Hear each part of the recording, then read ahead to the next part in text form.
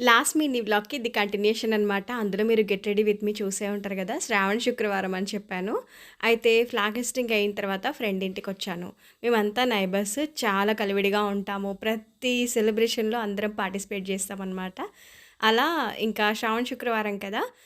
Last week Varalakshmi వ్రతం చేసుకున్నప్పుడు నేను ఇక్కడ అటెండ్ అవ్వలేదు.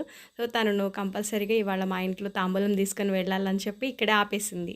తన దగ్గర తాంబూలం తీసుకొని మళ్ళీ ఇంకొక ఇంటికెళ్ళేదుంది. అలా ఒక 4-5 ఇళ్ళకేమో వెళ్ళాననుకుంటాను ఇవాళ. చాలా చాలా బిజీగానే అయిపోయింది. 10 గంటలకేమో బయటికెళ్తే ఇంటికి వెళ్ళేసరికి 5 అయిందనమాట. అలా మొత్తం బయటే గడిచిపోయింది. సో, అలా అప్పుడప్పుడు కలుస్తుంటే బావుంటుంది కదా! అలాగే ఇక్కడ ఒక యూట్యూబర్ నన్ను ఇన్వైట్ చేసిందనమాట ఇవాళ. "అక్క నువ్వు తప్పకుండా రావాల్సిందే. దగ్గరుండి పూజ జరిపించాలని" చెప్పేసి.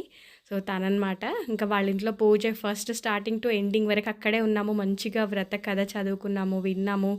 పూజ, కుంకుమ పూజ అన్నీ చేసుకొని ఇక్కడ గూడా తాంబూలం అనేది తీసుకుంటున్నా. తన ఛానల్ వచ్చేసి 'హనీ ప్యాషన్ వ్లాగ్స్' అనమాట. తన పేరు కవిత.